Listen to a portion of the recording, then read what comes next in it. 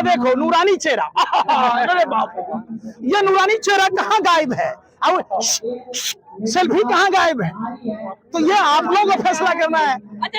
हमारा एक दलाल था जो जिसको आप लोग गांधी बना रहे थे, दूसरा गांधी, वो मुजरा गा रहा है, उसका जमीर मर गया। आज 9 साल से सोया पड़ा है, वो मुर्दा कहाँ मरा हुआ है उसका नहीं पता, उसका जमीर मर गया। इसका मतलब पुलिस को कोई रोक रहा पीछे से? आपके घर की होती तब भी क्या आप अपने घरों में कैद होते?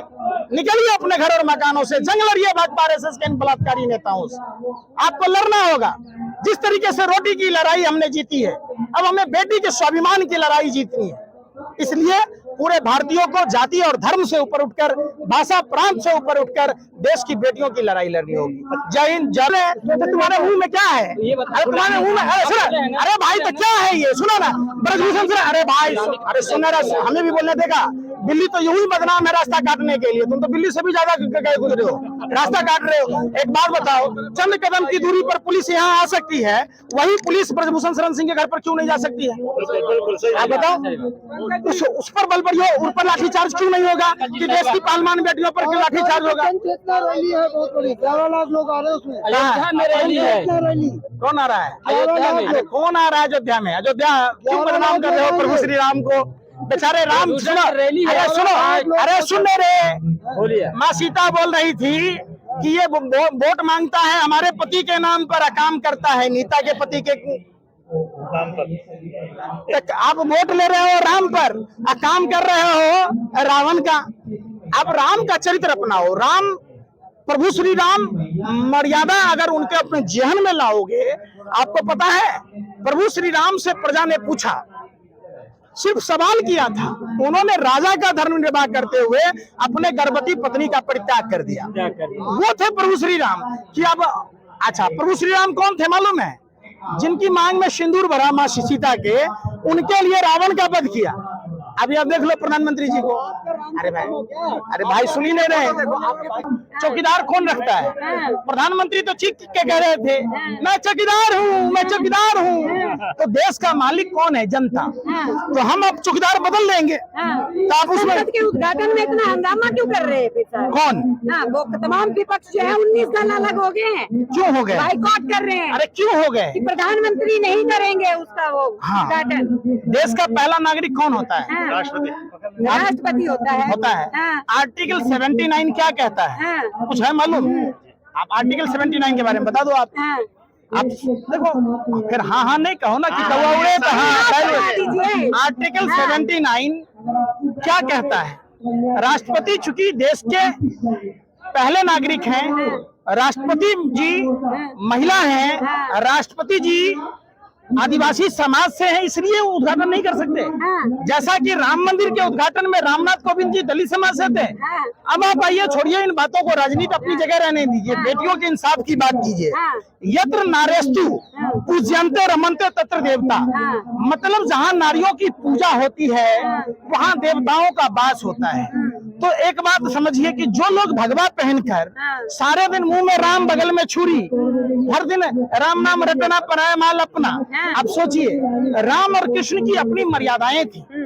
राम और कृष्ण भारत के कन-कन में हैं, और कोई भी धर्म का आदमी, सभी धर्म का आदमी राम और कृष्ण का सम्मान करता है। सिर्फ भारतीय जनता पार्टी का आदमी राम और कृष्ण का व्यापार करता है। आपको मैं उदाहरण बताता हूँ कि माँ सीता के लिए, सम्मान के लिए रामचंद्र जी ने लंका तक की यात्रा तय की। उन्होंने रावण का वध किया। और ये क्या कर रहे हैं? जसोदा बेन को भरी जवानी छोड़ दिए, न सुहागन रही, न कुमारी रही, न विधवा रही। अब समझो, मांग में सिंदूर भरना कोई दस्तूर नहीं है, रस्म रिवाज नहीं है। इस बात का प्रतीक है कि उसका पति जब तक जिंदा रहेगा 7 जन्म जीने की, मरने की कसम खाई जाती है। बहन जी साथ में है, पूछिए। इसलिए एक पराये घर की लड़की जब हमारे घर में आती है, अपनी सारी खुशियां छोड़कर आती है, तो एक पति का धर्म है कि उस पत्नी को कोई भी तकलीफ ना होने दे। लेकिन वही पत्नी कहती है कि मुझे कोई तकलीफ नहीं है, मैं तो खुश हूँ। आपके ऊपर कनपट्टी पर रिवॉल्वर लगा रहेगा तो आप क्या कहोगे कि हम दुखी हैं? आपने देखा था कि मोदी ने लगाई थी। क्यों छोड़ दिया? एक बात बताओ, काम करना था। अगर आपके पिताजी, आपके माताजी को देश के लिए छोड़ देते तो आप पत्रकार होते, आज देश सेवा कर रहे होते। फिर ये कौन सा धर्म है? आप समझो, आपने अगर मनुष्य योनि में जन्म लिया है तो अपने जैसी आपको पैदा करना पड़ेगा, तब लोग कोई फौज में जाएगा, कोई दिल्ली पुलिस में जाएगा, कोई किसान का काम करेगा, कोई ऐसे ही मेडल जीत के आएगा। अगर मान लीजिए जितने खिलाड़ी आए हुए हैं, इनके पिताजी अगर देश के लिए छोड़ दिए होते ताकि देश के लिए पदक लाते, नहीं लाते।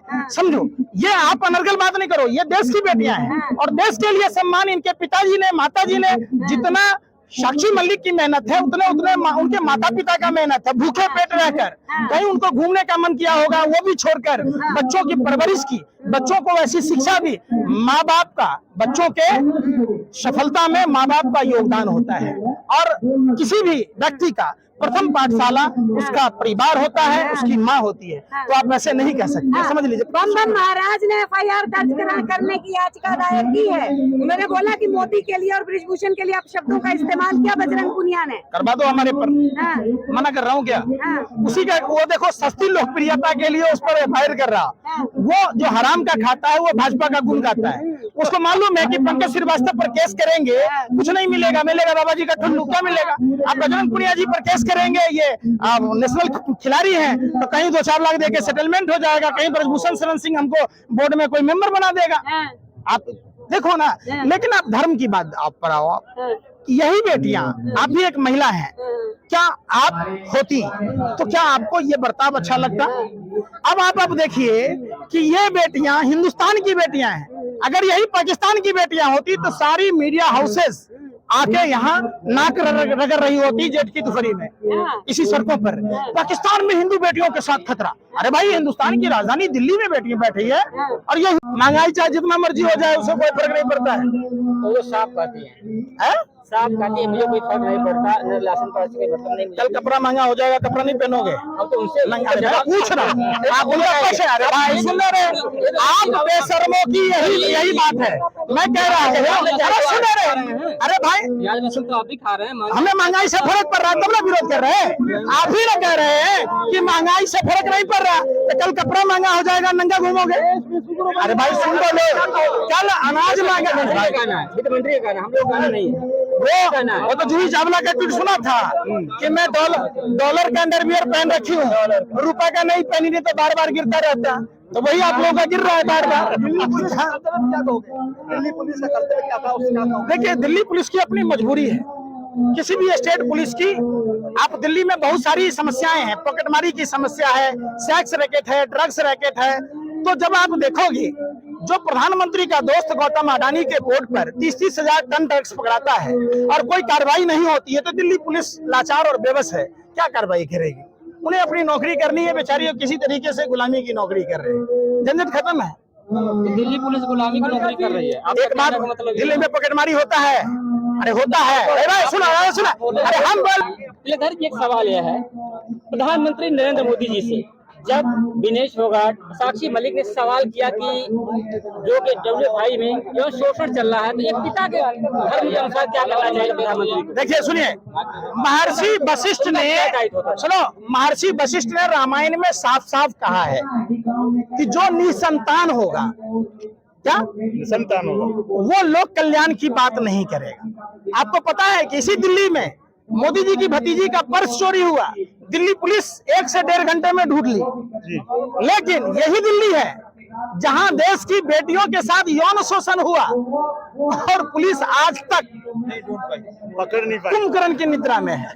और तो और कुंभकर्ण 6 महीने के लिए सोता था। पूरी पावर, सुनो, पूरी पावर सेंट्रलाइज है और निश्चित तौर पर गृह मंत्री जी, चूंकि गृह मंत्रालय में सारे अपराधी हैं, खुद अमित शाह जी तारीफ मार रहे हैं, अजय मिश्रा टेनी, प्रभात गुप्ता हत्यारोपी, और खुद उन्होंने कहा कि मैं पहले बहुत बड़ा गुंडा मवाली था, जिसका बेटा किसानों को थार से कुचल दिया। उसके बाद देख लो, निशित प्रमाणिक बंगाल में दुकानों में छिनतोरी करता था, नित्यानंद राय का आपराधिक रिकॉर्ड है। तो कब कौन सा नजीर वजीर हो जाए नहीं पता, तो पुलिस से क्या उम्मीद करते हो? तो क्या न्याय नहीं मिलेगा लड़कियों के लिए, ऐसी उम्मीद कर रहे हैं? क्या कहना चाहेंगे? न्याय तो निश्चित मिलेगा। आजादी की लड़ाई लड़ी गई थी तो कोई एक दिन में विजय नहीं हुआ था, अभी तो महीना से ऊपर ही हुआ है। सब्र रखिए, हौसला रखिए। राष्ट्रपिता महात्मा गांधी जी के बताए रास्तों पर, सत्य और अहिंसा के रास्तों पर चलते हुए पूरे देश को अपने घर और मकानों से निकलकर इसका विरोध करना चाहिए, प्रदर्शन करना चाहिए, बेटियों के न्याय की मांग करनी चाहिए। और मैं आपको एक बात बता दूं, अपने खून का एक एक कतरा देश के इन बेटियों के लिए बहा दूंगा, इंसाफ की लड़ाई लड़ूंगा। पूरे देश में घूमकर, पूरे देश के अलग अलग जिलों में जाकर सभा करनी पड़े या आप मीडिया के साथियों से मिलकर उस पर बात को रखना पड़े, मैं पूरे देश में इस बात को रखूंगा कि काश अगर ये बेटी